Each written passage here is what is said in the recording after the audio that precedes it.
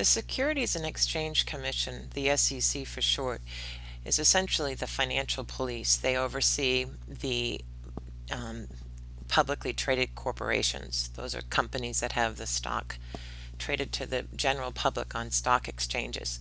So the Securities and Exchange Commission has rules that they require companies, publicly traded companies, to follow.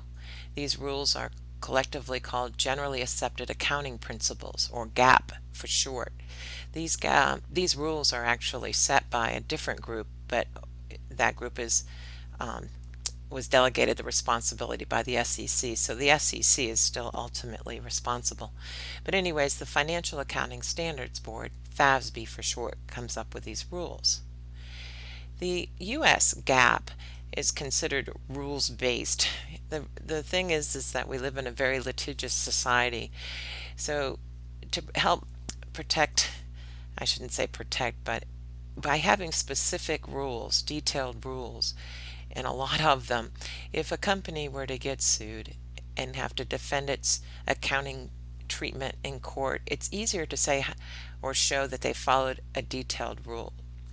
Now, out there in the world is a whole nother group, and that group has come up with international financial reporting standards. A lot of countries follow the international financial reporting standards, and they're different from GAAP.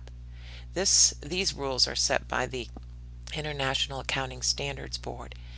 These rules are a lot more general. They're called concepts-based.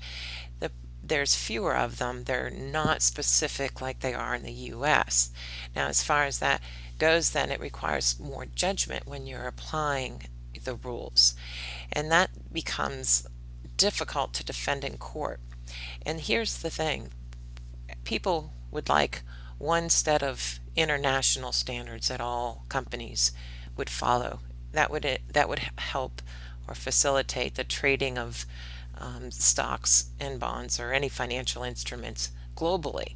And so there is this push to have one set of standards, except that there's the issue of trying to defend yourself in court, so that the US is a little, I shouldn't say slower, but reluctant to adopt the IFRS.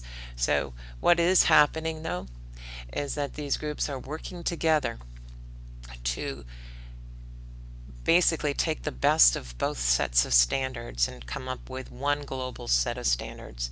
It's a very slow and political process, but they are making progress.